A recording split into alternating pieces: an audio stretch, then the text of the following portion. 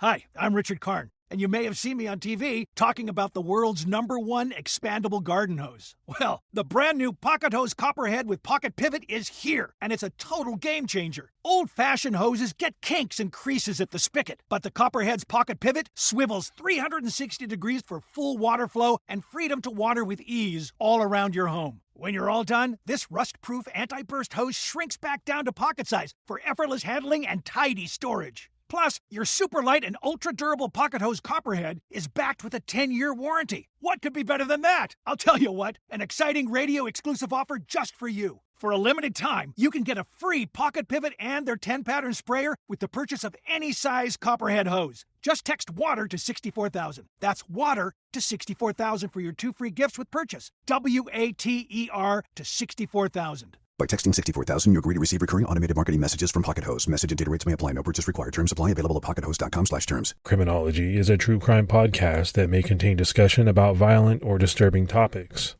Listener discretion is advised.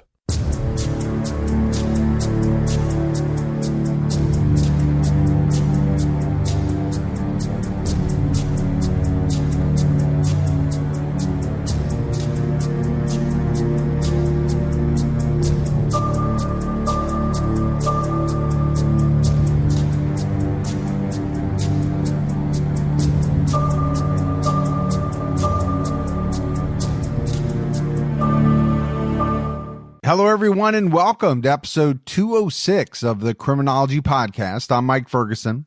And this is Mike Morford. Morf, what is going on with you, man?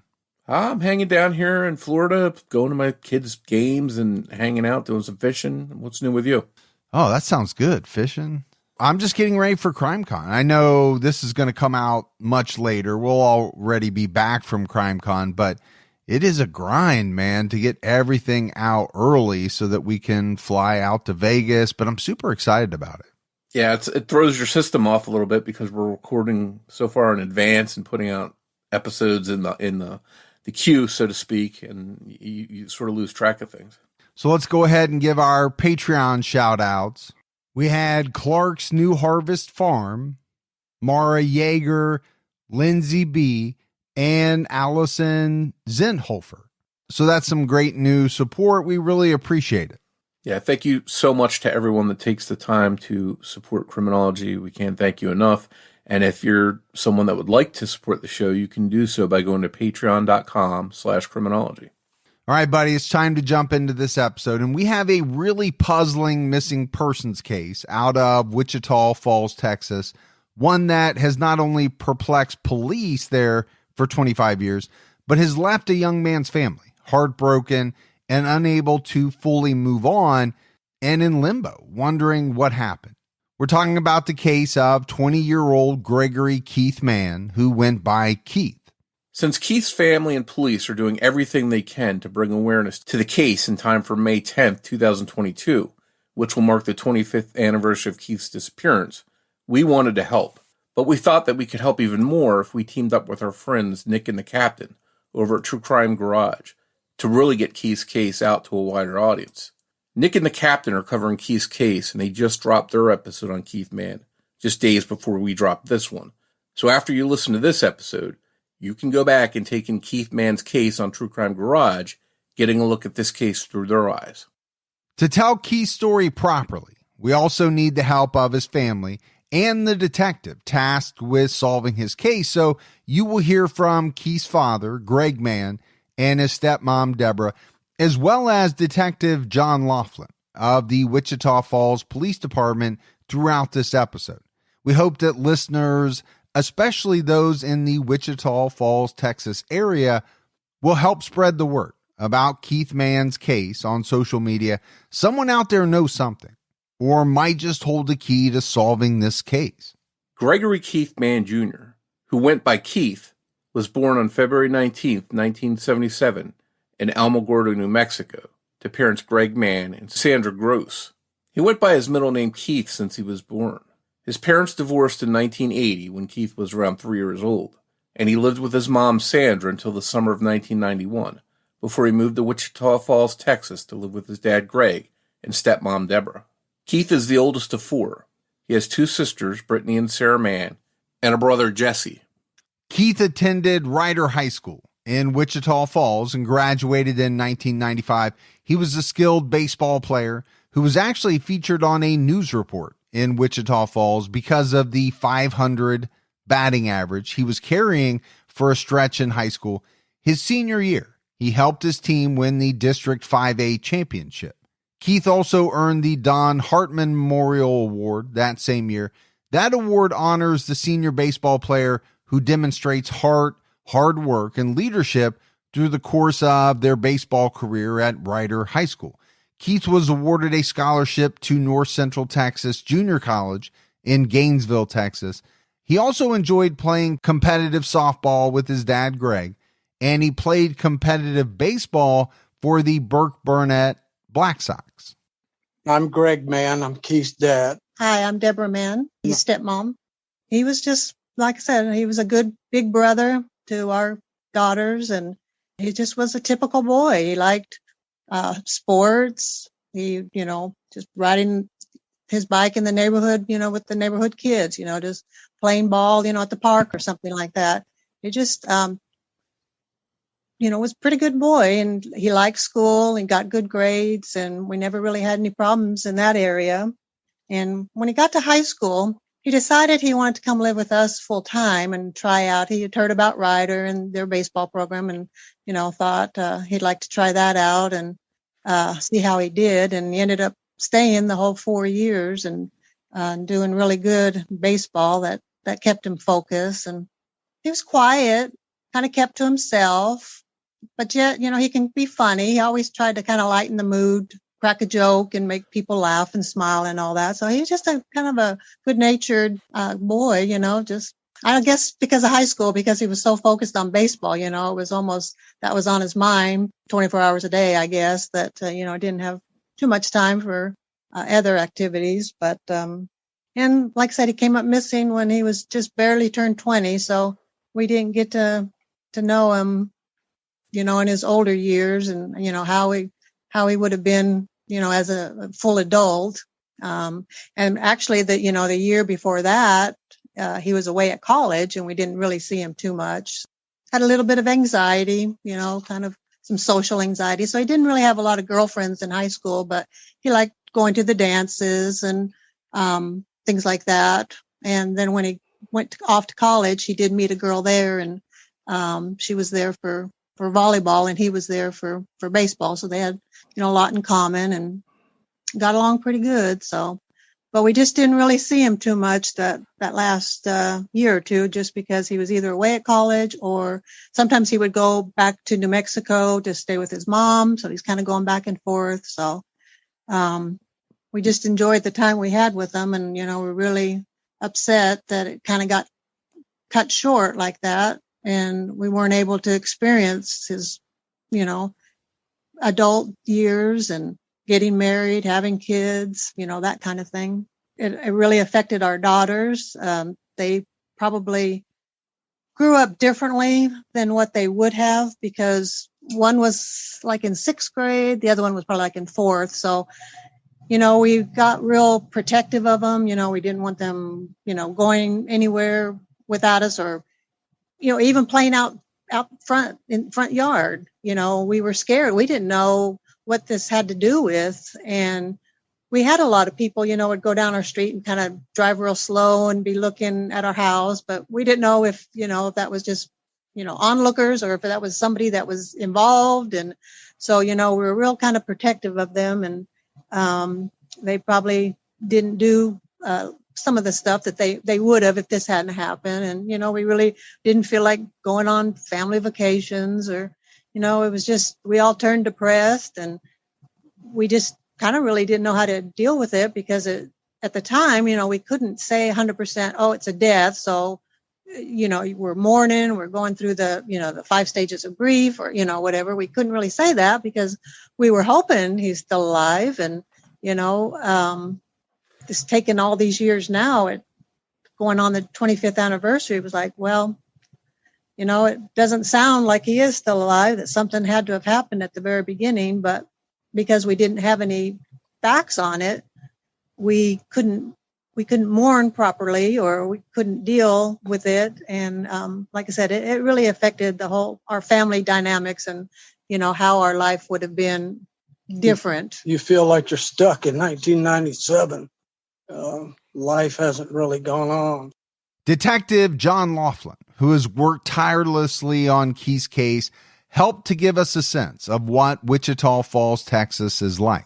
My name is John Laughlin. I'm a detective with the Wichita Falls Police Department Crimes Against Persons Unit. I'm currently assigned to the cold case position, which is how I got to know Keith's case and his family, and why we're talking today. I've been with Wichita Falls. This is my 26th year. It's not a high crime area like some of the bigger cities would be, but it's not crime-free like some of the smalling neighborhood towns. Wichita Falls is the county seat for Wichita County, and there's about 5 other little cities that are around this area in the county.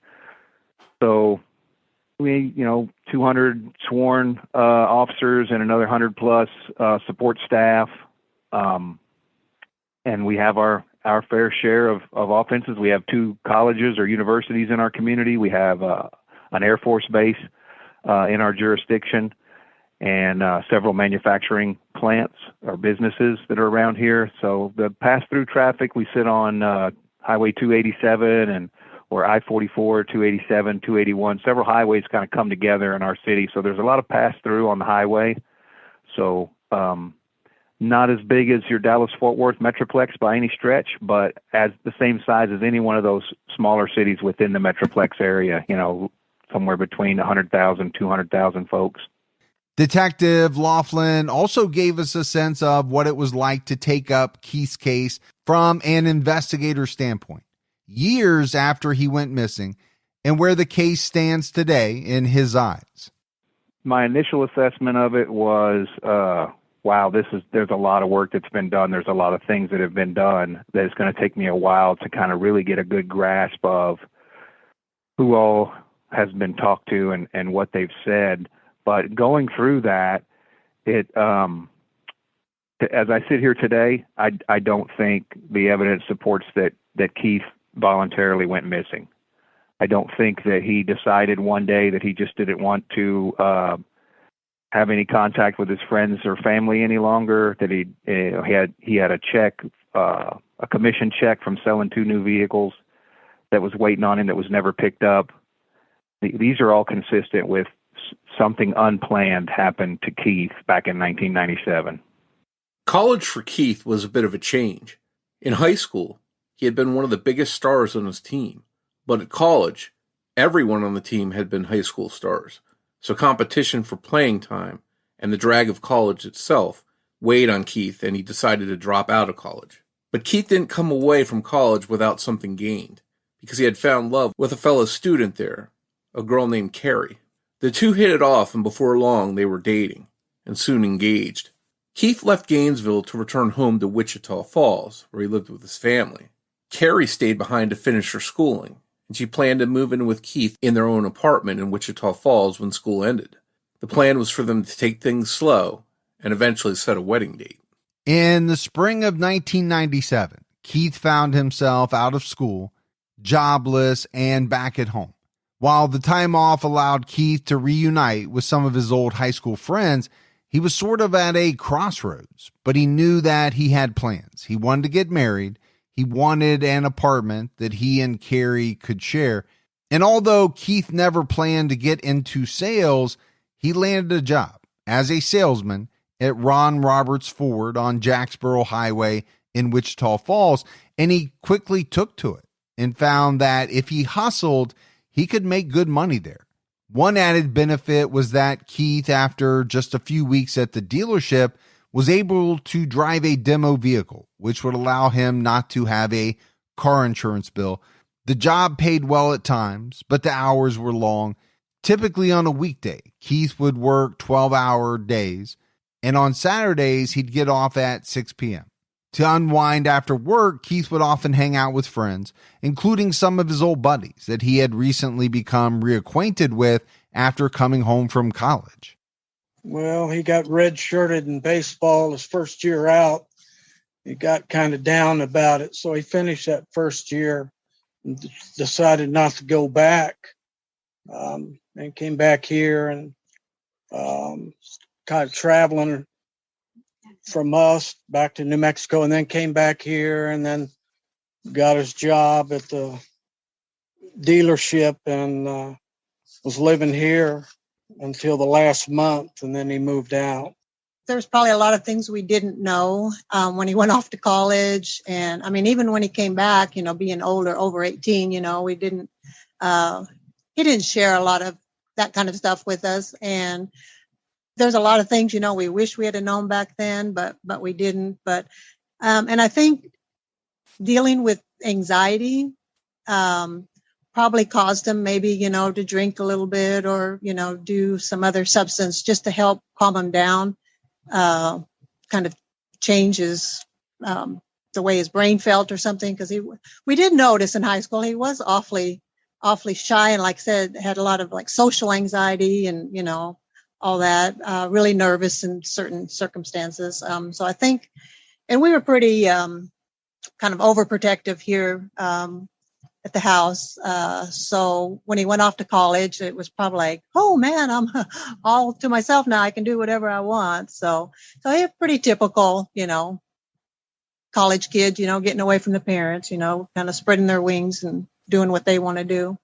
But we really didn't know like who he was hanging around with too much, at the college there. It was just mainly just the baseball players that we knew of. And then when he only stayed the 1 year, when he came back here, we really didn't think he was hanging around his old high school buddies just because he was working so much. His job was like 12-hour days. So we just assumed, like typical adults, you just go to bed early if you're going to be working all day. But I think he was going out in the evening times, and he got hooked back up with some of the other high school friends that last month. Keith was doing well at the dealership, and the money he was making allowed him to get an apartment of his own in April 1997 at the Fountain Gate Apartments, which was located at 5210 Tower Drive. Keith's apartment was number 277. The address was perfect because it was only about 2.5 miles from his folks' home on McNeil Avenue. He'd be able to visit them easily enough when he wanted to. The timing was perfect because Carrie was finishing up her schooling in May and would be able to join Keith in their apartment. On weekends, she would visit Keith in the apartment, bringing a few of her belongings each trip. On Friday, May 9th, Keith went along with his parents to Gainesville to attend Carrie's graduation. The next day, Saturday, May 10th, Keith worked his scheduled shift at the dealership from 8 a.m. until he got off at 6 p.m. It was a good day because Keith had sold a couple of cars, so he was due some commissions. But because he had to wait until payday, which was a few days away, to receive the commissions, Keith was short on cash.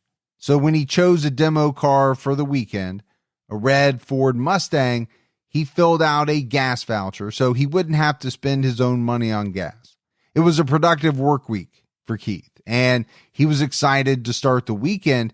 He had made plans with friends to hang out after work. And I spent a lot of time in the car business, and Saturdays were a good day usually, and that was the day where you'd really work hard and expect to make some sales. So I could see Keith being excited, making some commissions, and, wanting to go out and have a good weekend to celebrate. Now, I was never in the car business, Morf, but I can imagine that Saturday would be a good day because a lot of people are off. If you're going to buy a car, it seems like Saturday would be a great day. The guys I worked with in the car business, we all hated working Saturday. Nobody wanted to be working Saturdays, but you knew it was going to be a good day usually. The car business is a little bit different from a lot of jobs in that your hours are different. You work a lot of 12-hour days. You have a day off during the week and then work the Saturday. So it takes some getting used to, but it sounds like Keith was adapting here and doing pretty well. After work on that Saturday, Keith went back to his apartment, showered, and changed out of his work clothes. At around 9:40 p.m., he spoke to his fiancée, Carrie, on the phone. She was in Dallas with her parents. Everything was normal in their conversation, and Carrie told Keith she'd see him the next day, on Sunday, when she came to their apartment. For her part, Carrie was excited because she was going to start her training at Enterprise Rent-A-Car in Wichita Falls on Monday the 12th. But she was also excited about spending a relaxing day together with Keith. She told Keith she'd be at the apartment by 2 p.m., and since that Sunday was Mother's Day, they planned on going to see Keith's stepmom, Debra. After that, they said their goodbyes. It would be the last time they ever talked to each other. That night, Keith and a friend of his who was a fellow Ron Roberts employee named Chris and Chris's girlfriend, Michelle, went out mudding. Beforehand, at around 10 p.m., they stopped off at the Fina gas station on McNeil Avenue off of Kell Boulevard. Security footage from the gas station confirms that Keith was there that night with Chris and Michelle. Keith used Carrie's Fina credit card to purchase some food. Chris was over 21, so he purchased some beer for the three of them. From the gas station, the group headed to a nearby McDonald's on Southwest Parkway, where Chris and Michelle bought themselves some food. The three then went mudding for about 45 minutes behind Memorial Stadium in a black SUV, which was also a demo car from Ron Roberts Ford. And I don't know if you've done any mudding, but we used to do some mudding where I grew up, and it's just basically a bunch of people with four-wheel drives go out on typically a Saturday night, and they drive around and do some four-wheeling and go through the mud, splash some water. Half the time you wind up getting your vehicle stuck and someone else has to tow you out. But it's usually a good time, and it's usually harmless fun. What about you? Have you ever done that? Dude, I live in the middle of what is a country song. So yes, I have done some mudding in the past. I'm in middle America, man. Mudding, cow tipping, all that stuff occurs where I live. Yeah, and it's usually harmless fun. Everybody stays out of trouble. There might be a little beer, or maybe somebody has a little bonfire going, but usually it's something that a lot of people do to pass some time, and there's no harm that comes from it. The night was pretty uneventful for the trio. Just a typical night of unwinding and having some fun. Afterward, they headed to a nearby car wash to get the mud off the SUV. It was at this point that Keith mentioned that he had to get home because he was going to meet up with someone just after midnight at 12:15. Chris and Michelle didn't ask Keith who he was meeting or where the meeting would be happening. They dropped him back off at the Fountain Gate Apartments in time to make his meeting. It was about 11:45 p.m. Chris and Michelle watched Keith walk up one of the 2 flights of stairs towards his unit. He was carrying 3 of the beers that they had bought with him. They drove off and didn't see whether he made it into his apartment. Detective Laughlin recapped the timeline of Keith's night. Just to make a quick rundown on, I'm not sure how much of it will be covered in your presentation, but Chris and Keith worked together at the Ford dealership that day. I had previously, when I'd spoken to you before, I may have even given you an incorrect timeline there that he'd worked from 9 a.m. to 9 p.m. He actually worked from 9 a.m. to 6 p.m. And when he got off work at 6, he took this demo 96 red Ford Mustang home to his apartment. He'd only lived in that apartment for less than a month. He moved in April. So it's just a little over a month had he been in that apartment. And Chris took home this Nissan Pathfinder as a demo and came over with Michelle to Keith's apartment. And it would have been around 9:30, 9:40-ish in the evening when they came over. And it was a plan to get together. They're going to go riding around. They're going to go stop by a few different parties and just hang out with, young people do this all the time. Again, we get 2 colleges in our town. It's not unusual at all for college kids or even seniors in high school to run around and hang out at different people's places for different parties on the weekend. So they stopped by a convenience store, and visual investigators found the charge receipt that Keith had used there to make a purchase, and they found the video recording that he was there to make that purchase. They bought some beer, and they went riding around.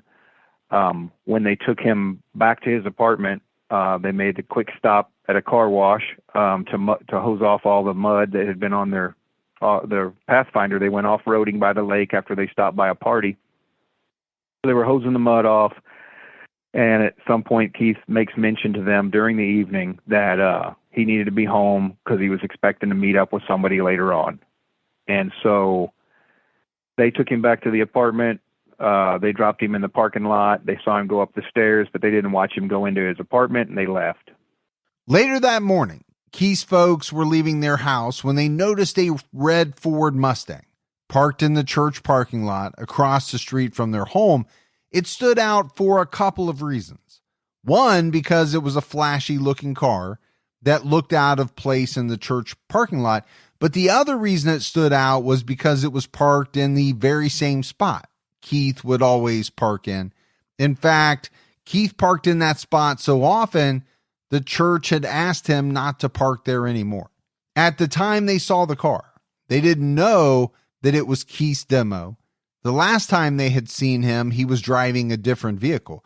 The Manns just figured that the car had been left there by someone going to the church for Sunday services. The Manns saw the Mustang at around 10 a.m. when they were on their way to a service at another church. But when they got home around noon, the car was still there. That afternoon at around 1 p.m., Carrie called Gregg and Debra from her and Keith's apartment. She was worried because when she arrived there, she expected Keith would be there to greet her, but he wasn't. She wanted to know if Keith was at their house or if he had been to church that morning.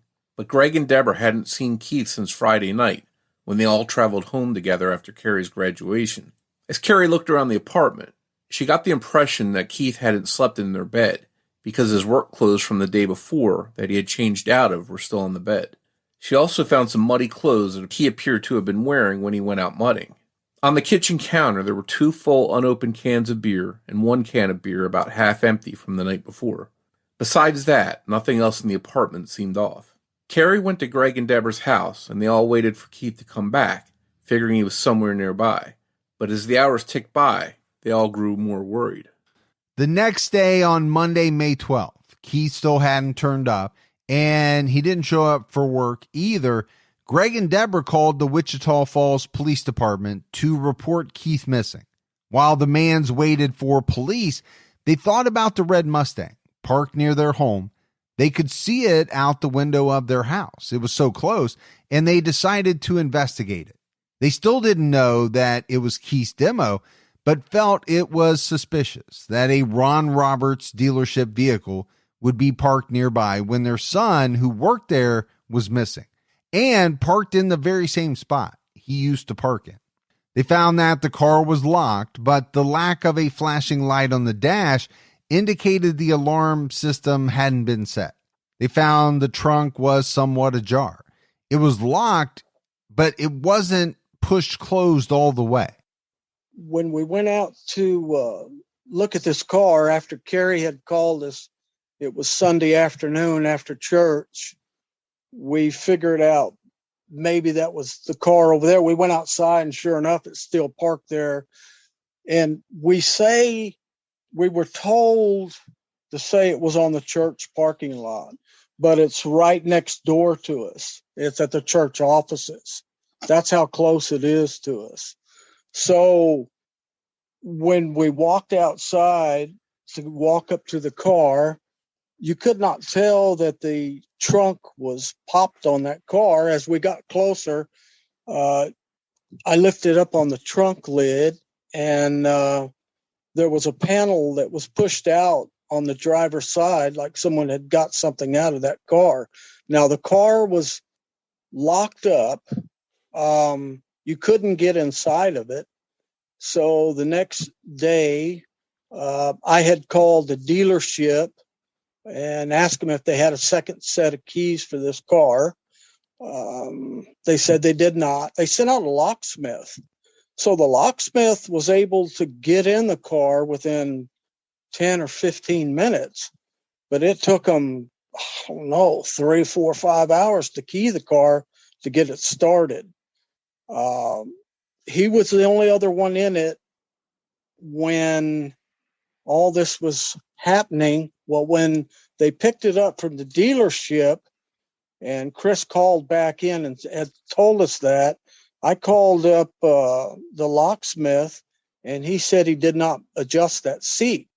Detective Laughlin provided more details about the discovery of the Mustang and any potential clues it may have held. Stock 1996 Ford Mustang. It would have been red in color. We later located, of course, we looked at it that day. So how that worked was on Sunday afternoon, evening, Gregg and Debra and Carrie are working the phones, and they're driving around, and they're going by different friends' house, asking if they heard or seen anything, until they're exhausted, and they've exhausted all their options, and they figured, okay, he's going to show up tonight. He'll show up in the morning. He's got to work tomorrow. When he didn't, that's when they kind of realized this car's still parked here. He didn't come home. That's when they called us. They called us at about 7:10 in the morning on the 12th. Made the report over the phone to the front desk officer, and then that desk officer dispatched a patrol officer out there to the where the car was on McNeil Avenue here in our city. And that officer got there, and he found a new car. He found it's a brand new car. So those things are going to be put on the lot, clean and polished. And there was no signs of any kind of foul play. It was locked up. It was reported to him that the parents found the trunk was popped. It wasn't standing open, if you will, with the lid all the way up, but you can tell that it had been popped and it was open. So they looked in the trunk, didn't see anything. They noticed that part of a panel on the inside of the trunk liner was pulled back, but that was it. They didn't see anything else, and then they closed it. So when the patrolman got there, he can't even get in the trunk to see what they're describing. He can't get in the car. He can just look in through the rolled up windows. And again, it's one of those, college kid went out drinking with his friends and didn't come home. We believe this to be his car. Then the folks were able to contact the Ford dealership, and they said, yeah, he did in fact have a red demo. And they're like, well, it's over here, and we don't know where he's at. So the Ford house later sent an employee, salesman, or a mechanic, I don't know which, but somebody came over to pick up the car with a spare set of keys. And they took it back, and they detailed it because it had been out. Just like if customer was to test drive it, they cleaned it up and put it back on the lot for sale. So when the detectives went to the dealership to see the car, it had already been detailed, cleaned, and there was nothing found on it. As you heard both Gregg Mann and Detective Laughlin mention, when the Manns looked inside the Mustang, they noticed that a rear side panel was hanging down, not locked in place. This is the kind of panel that covers up a little compartment where people would typically store tools or a jack. None of Keith's belongings were inside the car, and there were no empty soda cans or receipts like his parents expected to find. And they noted that the interior of the Mustang was incredibly clean. There was still a cassette tape in the deck of the car's stereo, though. The tape was really the only sign of anyone having driven the car.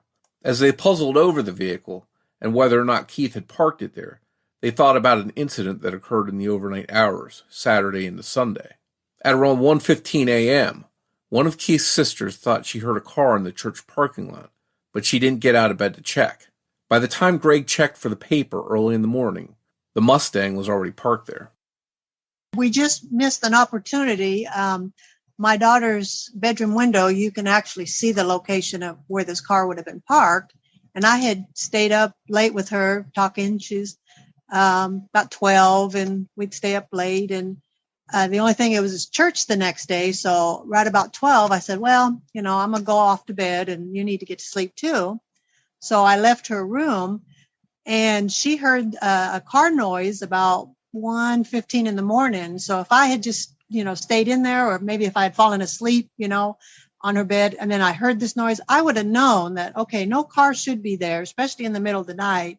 I would have looked out the window, but her being only 12, she's kind of a little afraid to look out the window. So she just, got up, went to the restroom, went back to bed, and didn't think anything of it. But she knew, a car was there, and heard like maybe like when you lock the door, or, it kind of beeps, something like that. So I really wish I had just stayed in there, another hour or so, and I could have at least seen, okay, did Keith park that car?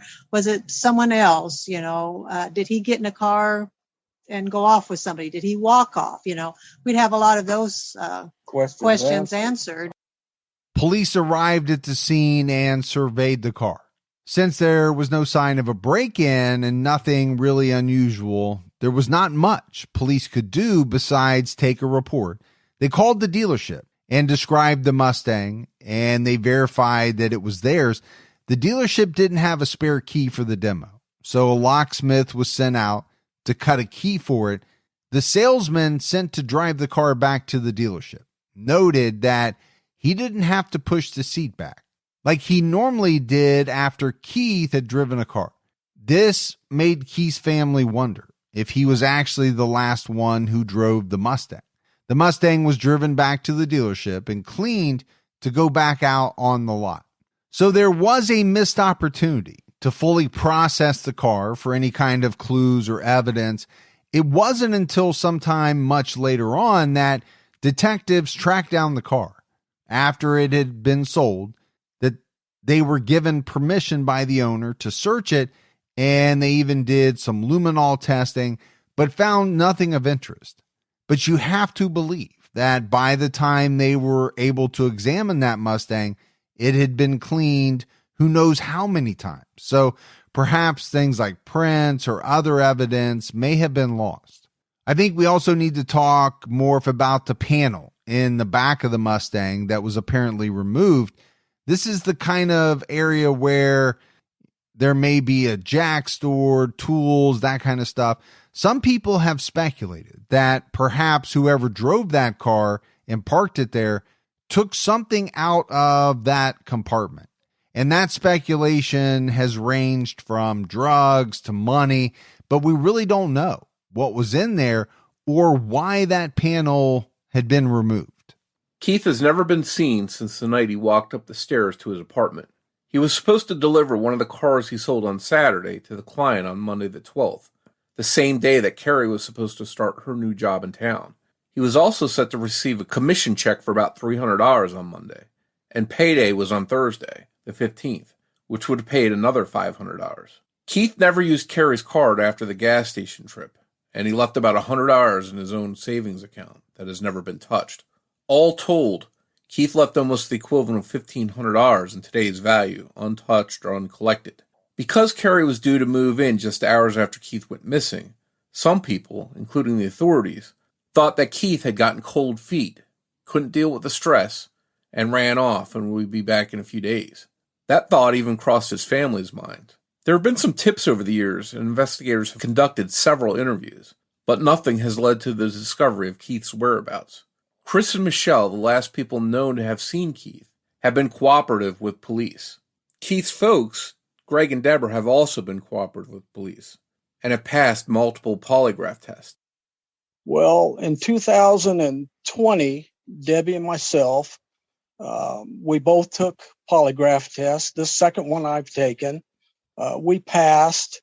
The thing that I think most about is not being there to help Keith. If something happened to him, and if he did pull this car over here and he went with someone or whatever, not being there to help him, you don't know how much guilt I have not being able to help him. As far as them polygraphing me or doing whatever they need to do, no, I don't have a problem with it at all. My motto is to find him. I need to find him. I'm almost 65 years old. I've got health problems. I want to find my son, and I want to find him before I pass from this earth. So, no, I don't have a problem with them, whatever they want to do. These new polygraphs are different than what I took before. You're hooked up different.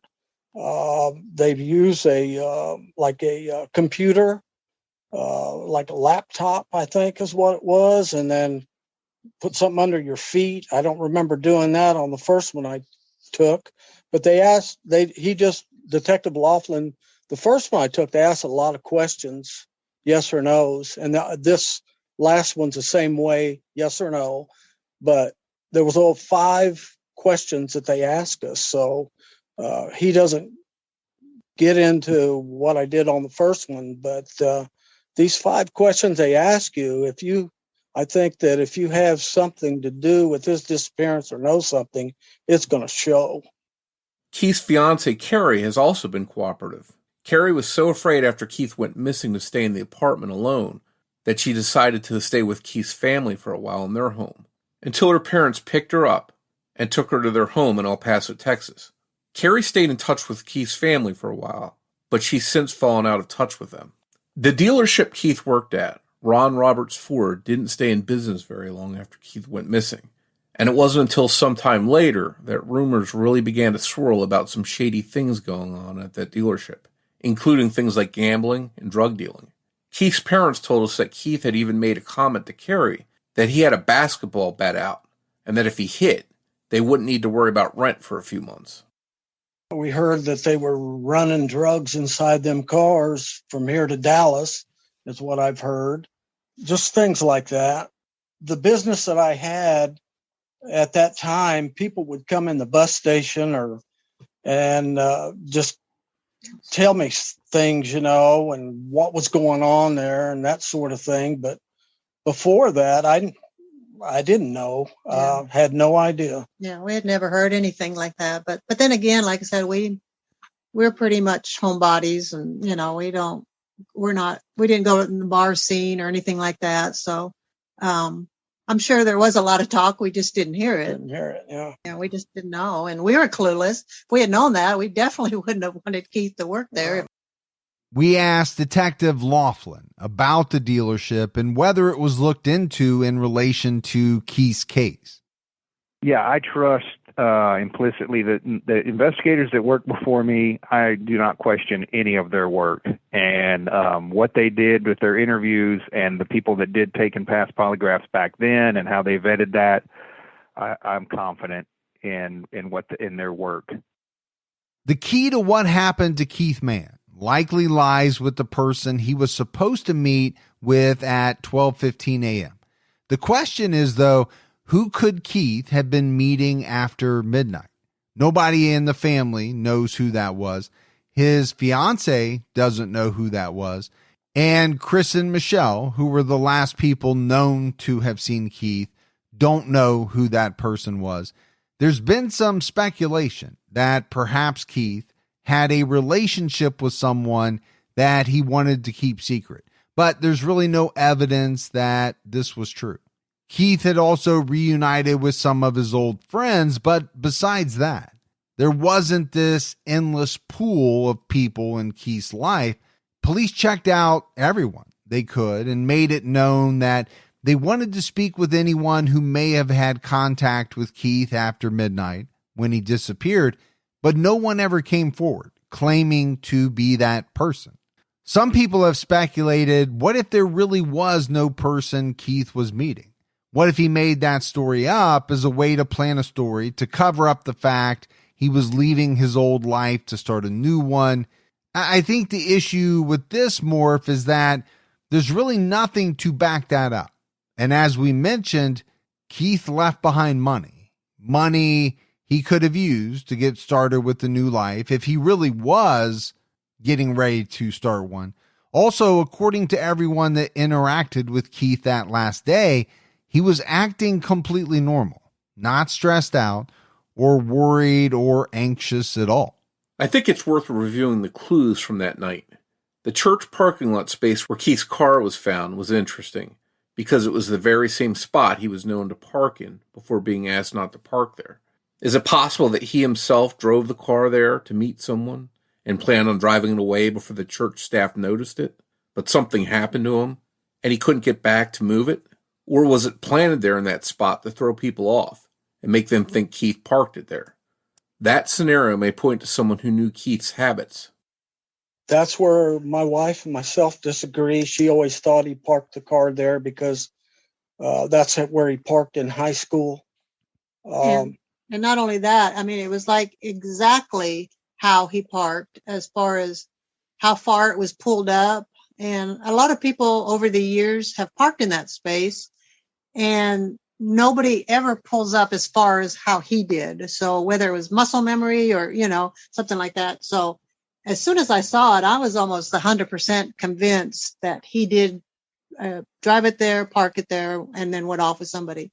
But then we found out that the salesman who came picked it up to take it back to the dealership he said that, well, I didn't have to adjust the seat when I got in it, and I always have to when I get in after Keith. So he noticed, that there was it was pushed far back. So then we're like, well, maybe I'm wrong. Maybe he didn't, park it there. Maybe somebody else did. So yeah, it's confusing because, like I said, it can go either way. There's signs that he did park it there, signs that he didn't park it there. And then also, he was not supposed to park there any longer. The new preacher that just came in to the church here did not want him parking a car there. So, and I told him that when he was driving these cars, I said, Keith, don't be parking the cars over there. They don't want you parking there anymore. So he knew that as well. Keith's parents also had a chance to review surveillance footage from the Fina gas station where Keith, Chris, and Michelle stopped for beer. Everything appeared normal as far as Keith's appearance on the video, and it backed up what Chris and Michelle had told police.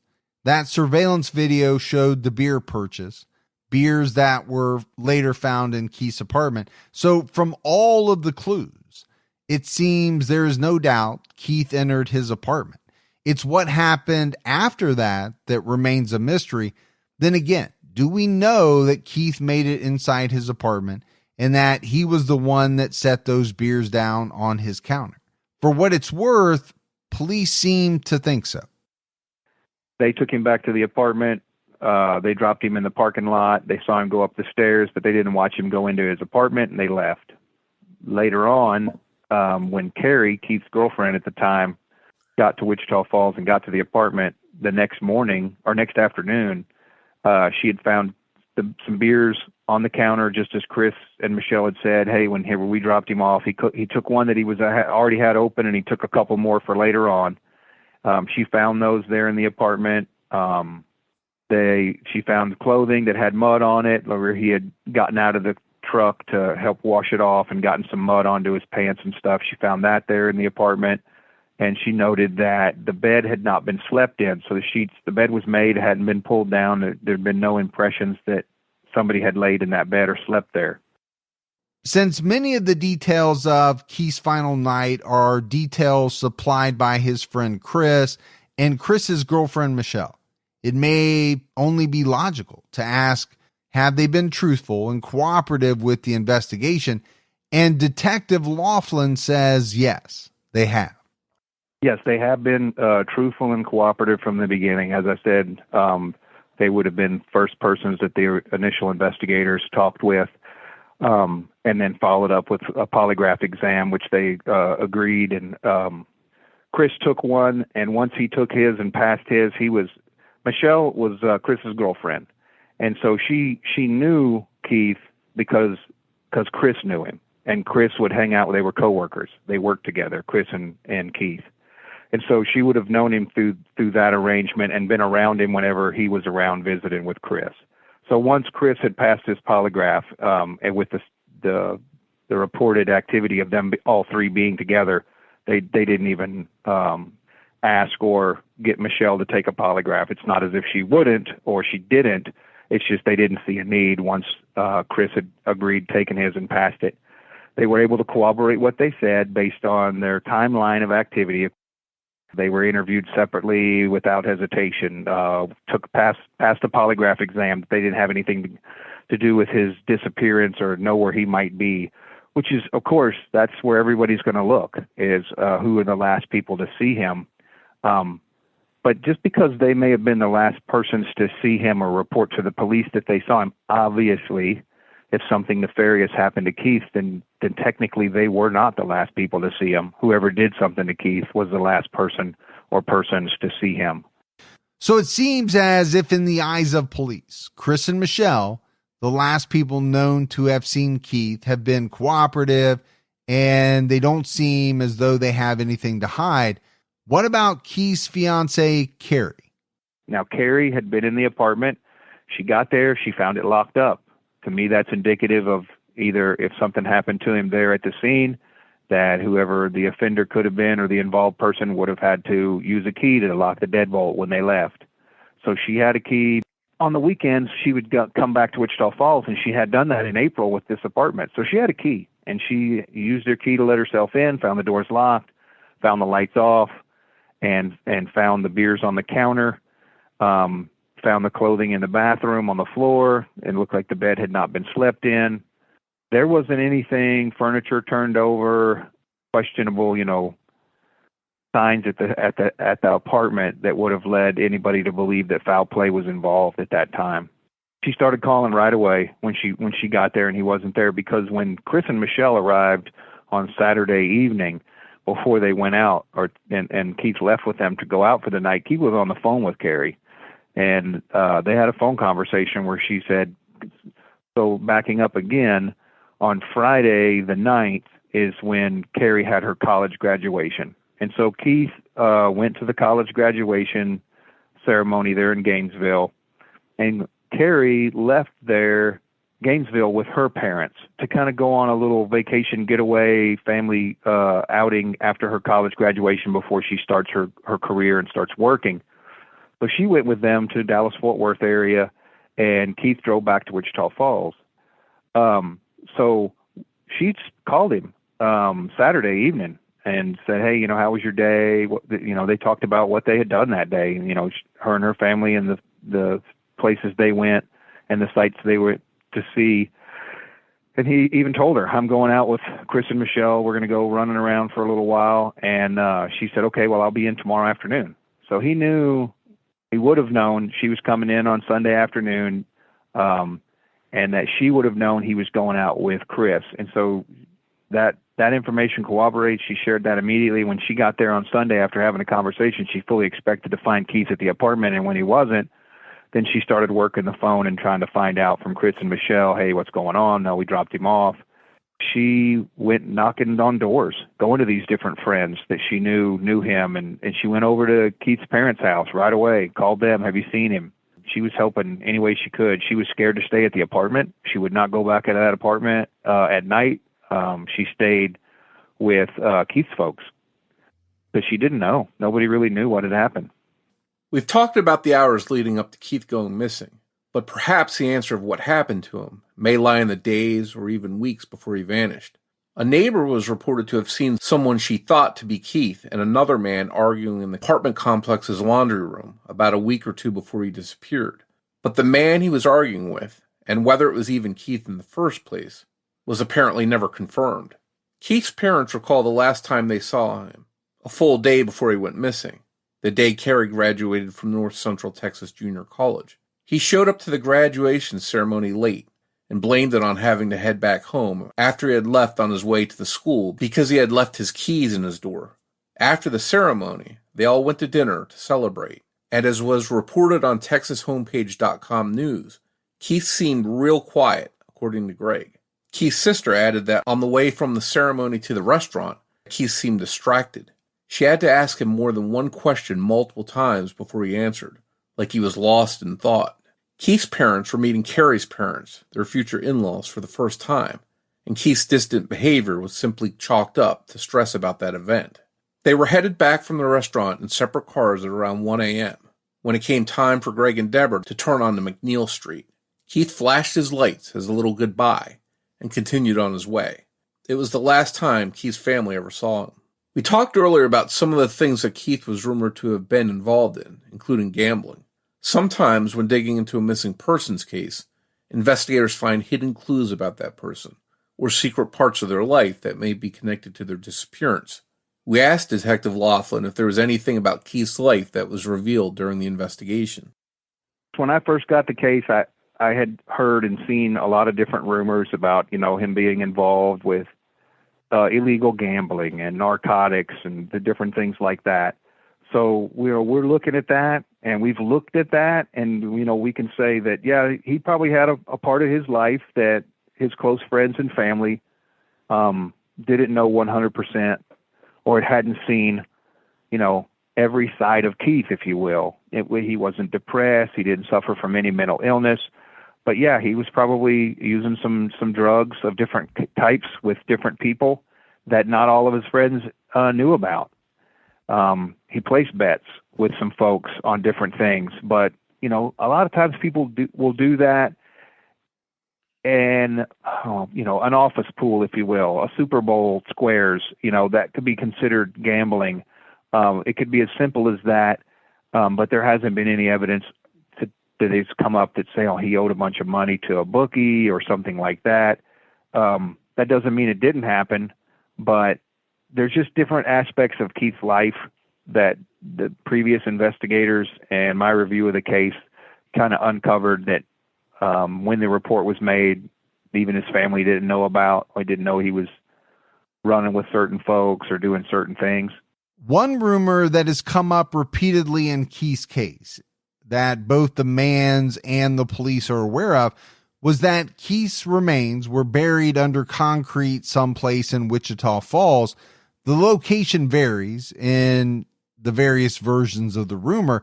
Sometimes it's supposedly in concrete on the former dealership property where Keith worked.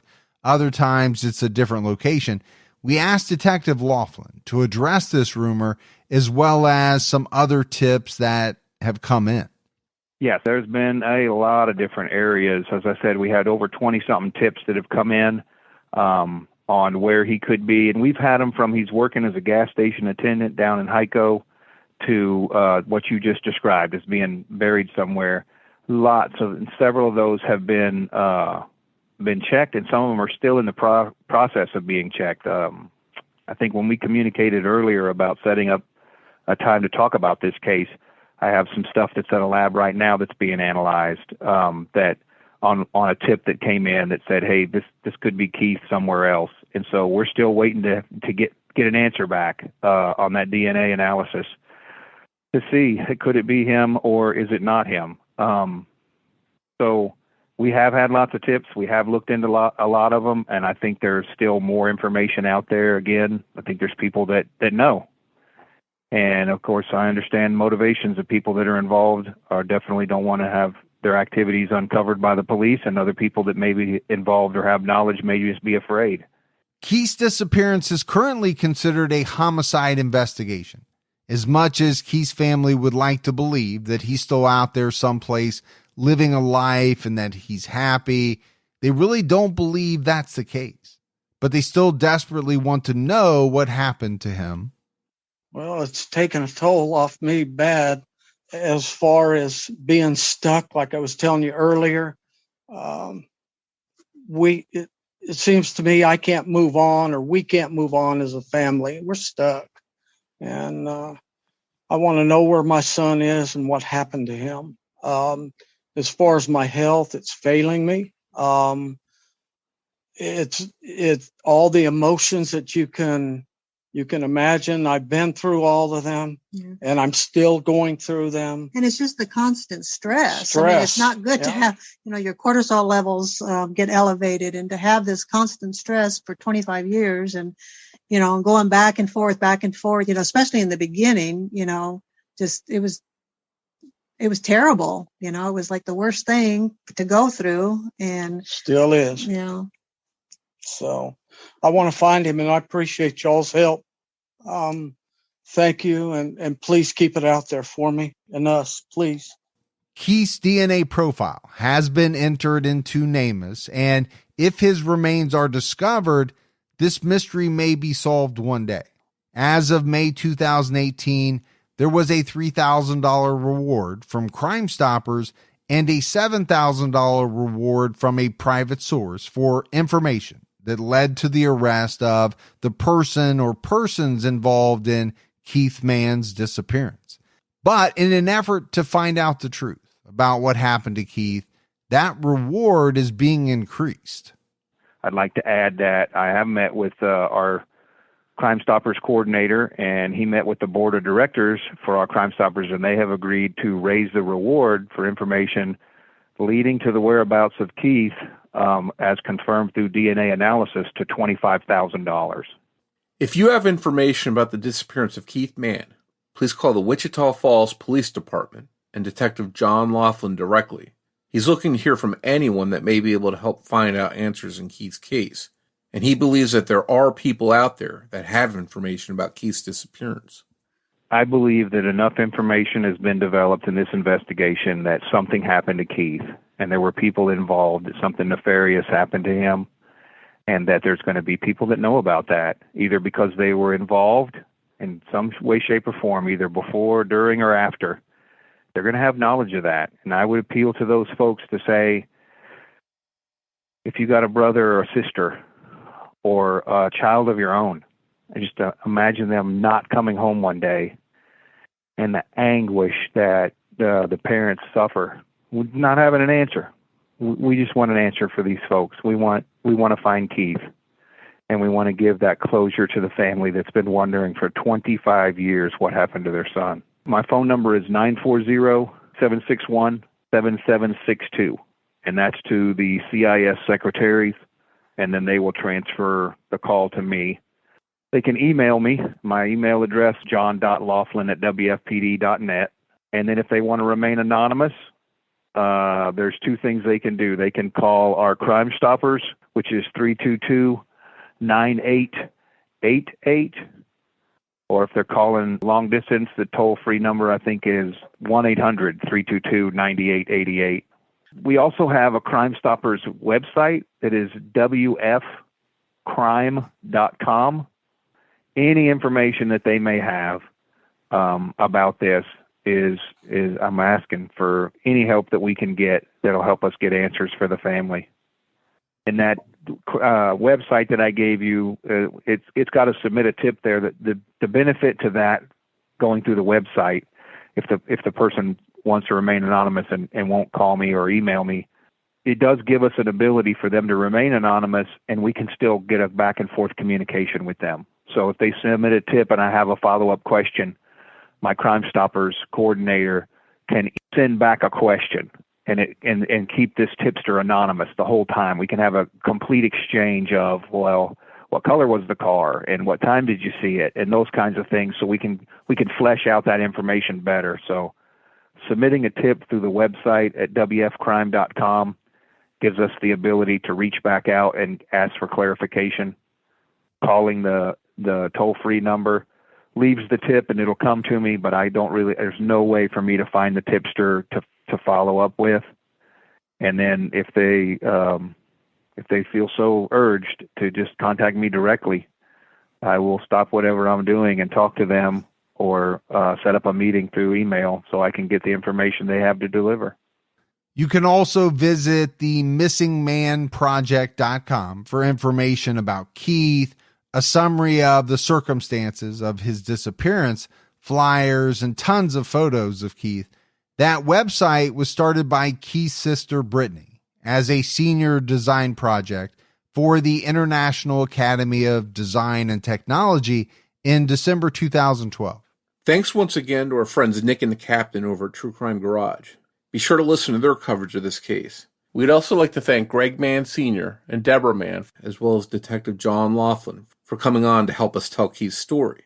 If you want to hear the full interviews with the Manns and Detective Laughlin, we'll be putting them on our Patreon feed for our patrons, so be sure to check them out. There's over 2 hours of interviews, and there's just no way that we could fit all that into this episode. Thanks also goes out to Sonny Landon for help with research and writing in this episode. So, Morf, as we wrap up this case, there's no doubt that it's an extremely puzzling one. 25 years is a long time for friends and family to wonder what happened to their loved one. It's part of the reason, Morf, why you and I wanted to team up with Nick and the Captain to try to really kind of get as much information out around the anniversary of Keith's disappearance as we could. I think the one thing for me to take away from this one is that, police are still actively working this case. They're still trying to figure out what happened to Keith. I'm sure there's a lot of information that they have that they're not able to share. That seems to happen quite a bit in the unsolved cases that we do. And I always think that in these types of cases, there's no way for us to really know everything that's going on behind the scenes. What do police really know? Are they looking at specific people? Are they trying to build evidence against someone or a group of people? Some of that may come out later.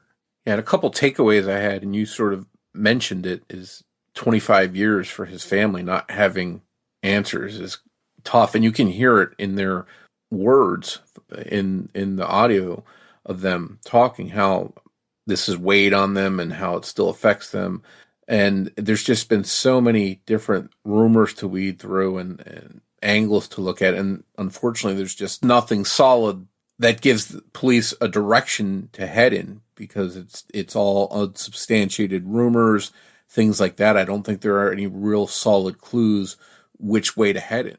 But that's also the reason why it's so important to talk about these cases and to tell these stories.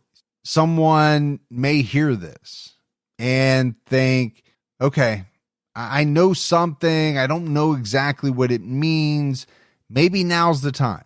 25 years has gone by. Now is the time to reach out to the police and tell them this little nugget of information that I have. It may be nothing, or it could very well be the thing that breaks this case wide open. Yeah, I think that's what police are definitely hoping for, and why they cooperated with us to help tell Keith's story, because they are asking anyone that has the slightest bit of information or hearsay to come forward, even if it's a small tip or that people think that it's really nothing, it's not important. Let them decide that. Just if you hear something, if you know something, just contact Detective Laughlin and he'll decide if it's something that's worth pursuing. And it's one thing that I always think about in these unsolved cases, is there someone out there who has this little, sliver of information, but they've just never done anything with it because they've always kind of felt like, well, either the police already know it, so I don't want to bother them, or it really doesn't mean anything, so I'll look foolish if I reach out. And I think, from Detective Laughlin's perspective, I don't want to speak to him, but my assumption is he wants to hear it all. You're not going to look foolish. If they already know it, they already know it. You're not inconveniencing them by reaching out and saying, I just want to let you know about this. Tell the police, let them make the determination of what the information means, and so that they can proceed accordingly. Yeah, and one thing Keith's parents talked about off the air was how they've lost contact, lost touch with people in Keith's life from 1997, his friends, his acquaintances, co-workers. They're desperate to hear from anyone and open up lines of communication. So if anyone out there listening knew Keith Mann back in 1997, please reach out to Keith's parents. They're desperate to hear, and they'd like to open up some kind of line of contact with you. As always, if you love the show, but you haven't done so yet, take a minute, go out, give us a 5-star rating. Keep telling your friends about the Criminology podcast. That word of mouth is invaluable. If you want to find us on social media, we're on Twitter with the handle @CriminologyPod. You can also find us on Facebook by searching for Criminology Podcast, or by joining our Facebook discussion group, Criminology Podcast Discussion and Fans. So Morf, that is it for another episode of Criminology, but we'll be back with everyone next Saturday night with a brand new episode. So until then, for Mike and Morf, we'll talk to you next week. Take care, everyone.